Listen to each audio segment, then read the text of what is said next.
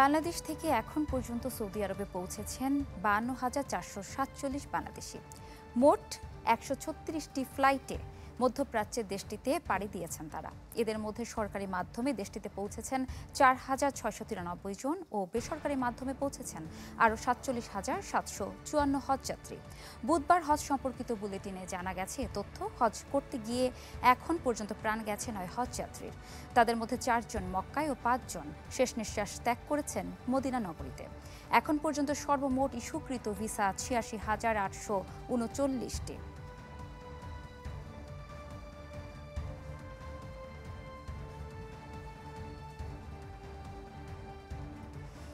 এ বিষয়ে আরও জানাতে সৌদি আরব থেকে যুক্ত হচ্ছেন সৈয়দ আহমেদ ভুইয়া।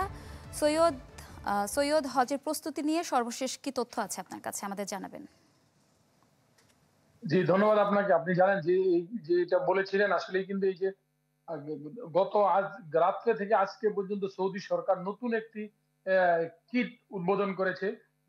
যেই কিটটি দ্বারা জানতে পারবে যে হাজিদের সুরক্ষা এবং তাপমাত্রা, পাশাপাশি যখন রৌদ্রের তীব্র তাপ হবে তখন এর আগেই কিন্তু এই কিটটি সিগন্যাল দিবে কত তাপমাত্রা আসছে।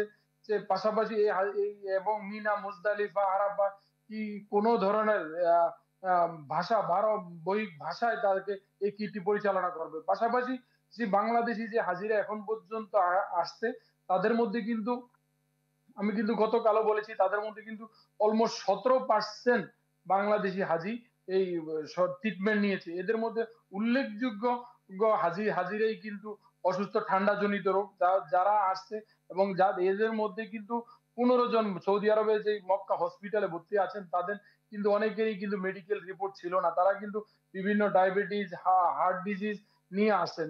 এই মেডিকেল রিপোর্ট গুলি সাধারণত বাংলাদেশ থেকে তাদের নিয়ে আসলে সৌদি আরবে কিন্তু অনেকটাই ডাক্তাররা কিন্তু উপকৃত হয়, তাদেরকে ট্রিটমেন্ট করার জন্য তার অগ্রণী ভূমিকা পালন করতে পারে। আরেকটি জিনিস আপনাকে বলে রাখি যে এই যে পরিস্থিতিতে বাংলাদেশি হাজি যারা আছে, কিছুদিন আগে কিন্তু একজন হাজি বাংলাদেশ থেকে কিন্তু তিনি তামাক নিয়ে এসেছেন তার ব্যাগের মধ্যে। সেই তামাকটা আনাতেই বাংলাদেশ সরকারকে কিন্তু খুব একটা বিব্রতকর অবস্থাতে করতে হয়েছে, যেটা হজ মিশনকে অল সৌদি হজ মন্ত্রণালয় তাদেরকে ডেকে কিন্তু সতর্ক করেছেন যে নেক্সট টাইম এই ধরনের, এবং সেখানে সতর্ক করা হয়েছে ওই হাজিকে। তাহলে আমাদের দেশের যে হাজিরা এখানে আসবেন সবাই কিন্তু সুষ্ঠু শৃঙ্খলা এবং হজ করার জন্য আসবে। এই ধরনের তামাক তাদের ব্যবসায়িক মাইন্ডে যদি তারা নিয়ে আসে তাহলে কিন্তু দেশ এবং দেশের ক্ষতি হচ্ছে, দেশের বদনাম হচ্ছে। পাশাপাশি আরেকটি জিনিস দেখেন, এই যে আপনার মাধ্যমে একটি জিনিস জানিয়ে রাখি যে যে হাজিরা আমাদের বাংলাদেশ থেকে আসে তারা যেন অবশ্যই এই তীব্র রোদের মধ্যে যখন আরাফাত থেকে মিনা, মুজদালিফা হয়ে মিনাতে আবার ফেরত আসবেন জামারাতে পাথর মারার জন্য, তারা যেন অ্যাটলিস্ট সাথে করে তাদের একটি ছাতা নিয়ে আসেন। বা অনেক সময় এখানে কিন্তু তারা এগুলি ক্যারি করতে অনেক সমস্যা ফিল করে। তাহলে যদি তাদের কাছে নিজস্ব চলার জন্য তাদের যে পরিস্থিতি এগুলি যদি থাকে তাহলে কিন্তু অনেক জায়গায় তাদের যেতে হয় না। আর এখানে কিন্তু আপনি জানেন সৌদি আরবে কিন্তু তীব্র গরম থাকে, হজের সময় কিন্তু 45 থেকে 48, 50 পর্যন্ত উঠে হজের তীব্রতা গরম। তাহলে এই গরমের মধ্যে অনেক যারা বয়স্ক আছেন তারা কিন্তু অসুস্থ হয়ে পড়েন। তাদের পানি, বিভিন্ন জিনিস, এগুলি কিন্তু ছোটখাটো জিনিসগুলি কিন্তু তাদের সাথে রাখা উচিত। আরেকটি জিনিস, এই যে ব্যাগেজ ব্যবস্থাপনা যেটি গত সরকারের সময় যে অবস্থান ছিল, কিন্তু এই বছর এমন একটি ব্যবস্থাপনা হজে যে হয়েছে ব্যাগেজ ব্যবস্থা, যেটা মক্কা থেকে প্রায় 8 থেকে 9 কিলোমিটার দূরত্ব। কিন্তু এই 9 কিলোমিটার দূরত্বের কারণে হাজিরা কিন্তু অনেক অভিযোগ করছে, যেটা আগে ছিল হজ মিশনের মধ্যেই কিন্তু 2টি 3টি রুমের মধ্যে কিন্তু যে হারানো লাগেজ গুলি, তো অনেকের কিন্তু এই লাগেজ হারানোর কারণে কিন্তু তাদের এক্সট্রা টাকার প্রয়োজন, তারা ব্যাগ কিনা বা তাদের যাবতীয় কিছু কেনার জন্য।